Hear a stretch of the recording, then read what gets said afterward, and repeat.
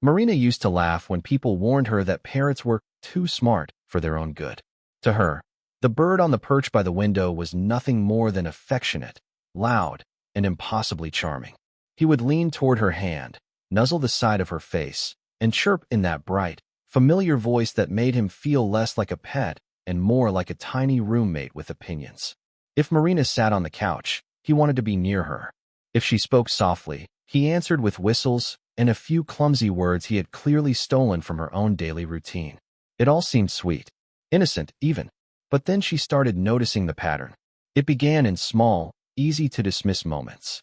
Marina would reach for her phone, and the parrot would suddenly make a sharp, specific sound she had never taught him in a formal way. A click, then a laugh that sounded almost human, almost mocking. If she didn't respond fast enough, he would tilt his head, lower his feathers, and let out a thin, wounded little cry that made her instinctively turn back toward him. Every time, without fail, the phone ended up forgotten on the table and Marina's attention returned to him. At first she told herself she was imagining it. Birds were observant. Parrots copied everything. Maybe it was coincidence, maybe timing, maybe her own guilt making the behavior feel more deliberate than it really was. But the moments kept repeating, and repetition has a way of changing a person's certainty. One evening, as Marina tried to answer a message, the bird called her name in a rough approximation of her own voice.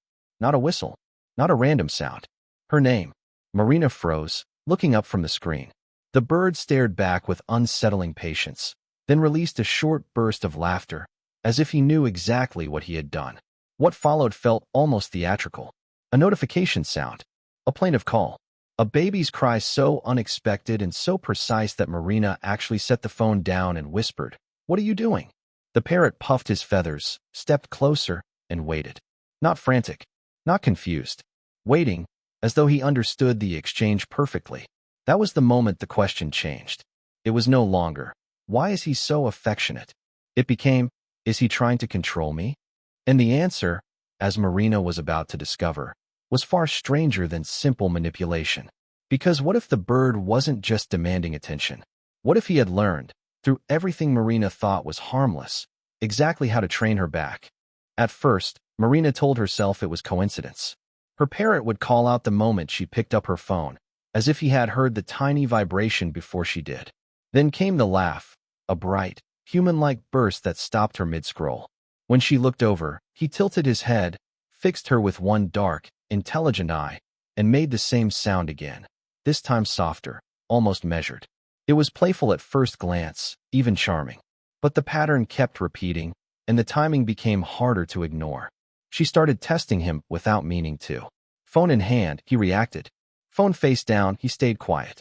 She opened messages, and he shifted on his perch, feathers tightening, attention sharpening. Then, one afternoon, he let out a small, wounded sound she had never heard before, a sad little call that made her heart jump. Marina immediately reached out, speaking to him in that tender voice people use when they think an animal is upset. And just like that, the bird brightened, climbed toward her hand, and accepted the attention as if he had won something. That was when the unease began. Not because he was noisy, or needy, or clever, but because his behavior seemed too precise, too timed, too effective. By the third day, he had added new tactics. He said her name in a rough but recognizable imitation, enough to make her turn around every time.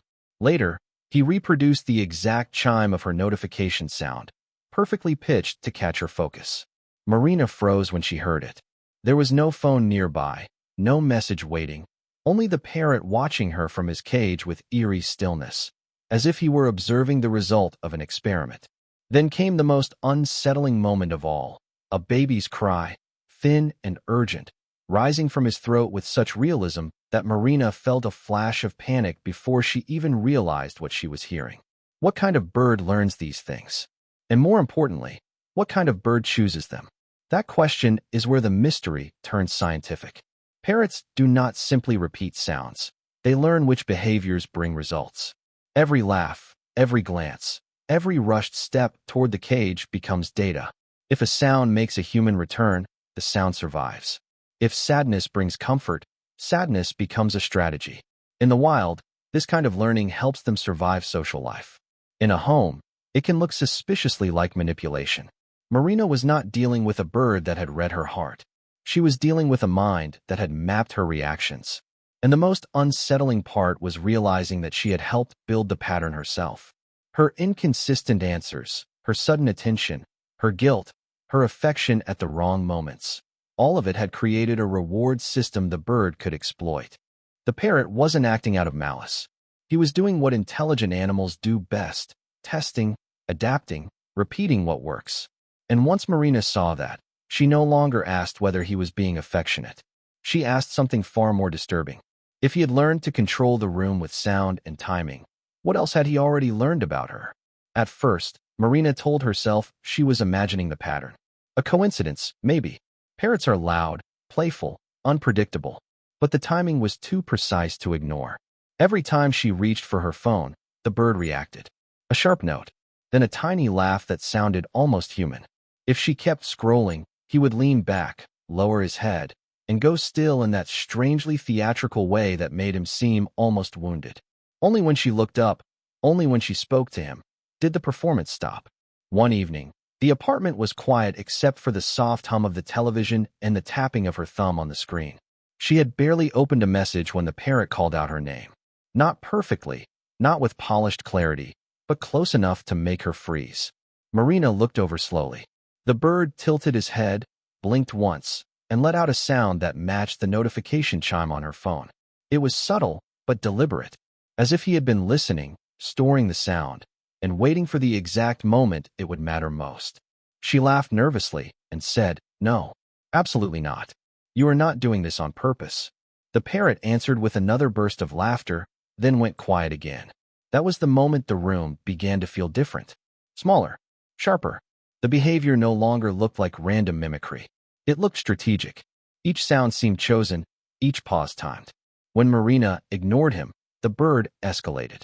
A soft whimper, then a baby's cry so convincing it sent a chill through her spine.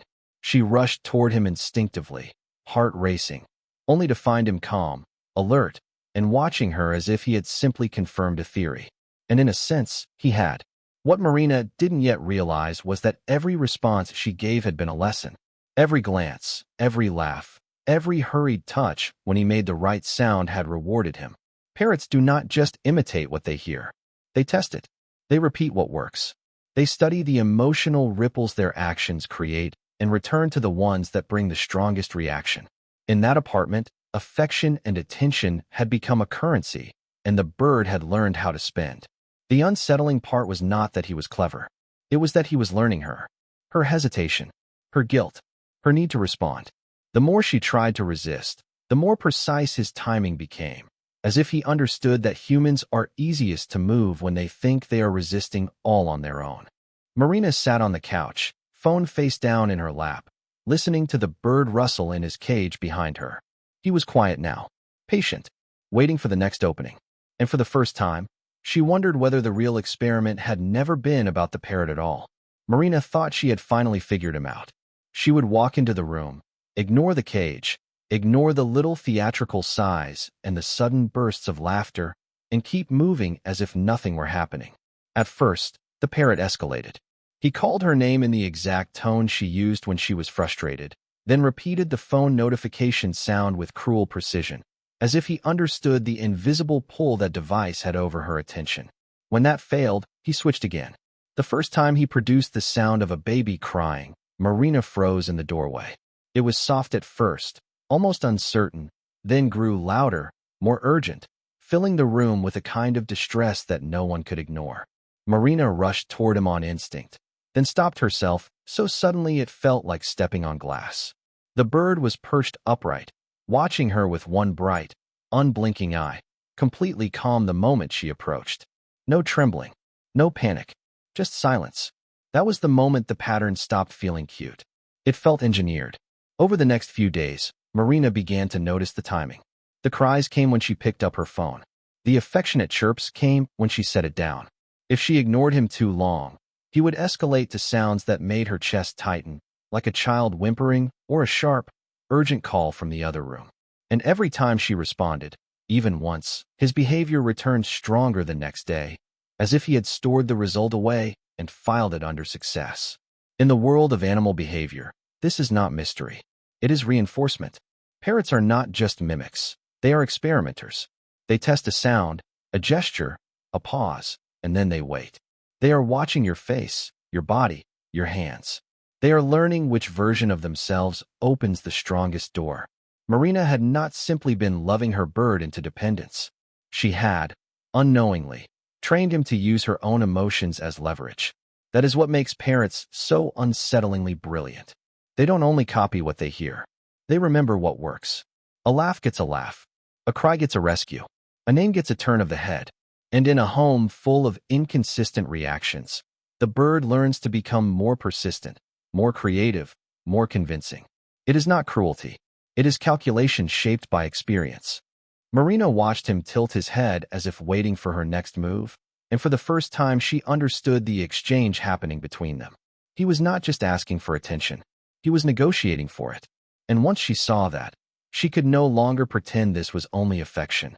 The real question was no longer whether he loved her, but how much of his behavior she had taught him to weaponize. And when she decided to test that theory one last time, the parrot answered with a sound she had never heard before. By the time Marina stopped to really watch, the pattern was impossible to ignore. Her parrot did not cry out randomly. It did not get sad by chance. It tested, adjusted, and waited. If a soft whistle failed, it tried her name. If that did not work, it copied the phone notification she had laughed at once before. And when all else failed, it reached for the sharpest sound in its arsenal, the one that made her move before she even thought, the cry of a baby. That was the moment the room changed. What had felt playful now carried an eerie precision. Marina stood there, phone in hand, staring at the small bird perched inside the cage, feathers sleek, eyes alert. He tilted his head as if watching her the way she had been watching him. Not begging, measuring. The truth, as strange as it sounded, was that her parrot had been learning from her all along. Every time she responded to one sound and ignored another, she was shaping his behavior. Every glance, every laugh, every hurried step toward the cage became information. For a parrot, attention is not just affection. It is currency, and Marina had been paying, over and over, in the richest form possible. In the end, the mystery was not that he had emotions. It was that he understood consequence. Parrots are astonishingly sensitive to patterns, to timing, to reward. They remember what opens doors. They remember what makes humans turn, soften, or surrender. And when the reinforcement is inconsistent, the behavior often grows stronger, not weaker. The bird keeps trying because somewhere, sometime, the trick worked. Marina eventually began changing the rules. She gave attention on her terms. She stopped reacting to every theatrical cry, every perfectly timed imitation. Slowly, the performance lost some of its urgency. Not all of it. Parrots are nothing if not persistent. But enough for Marina to see the difference between affection and strategy, between a companion asking for closeness and a mind learning how to negotiate for it. Standing in that quiet apartment, she gave a small, uneasy smile and looked at him again. "So that's what you've been doing," she whispered. And the bird blinked, calm and unreadable, as if the game was only just beginning. If you've ever lived with a parrot, or even just watched one closely, you know how easily intelligence can look like emotion. And maybe the real question is not whether your bird is manipulating you, but how long it has been studying you.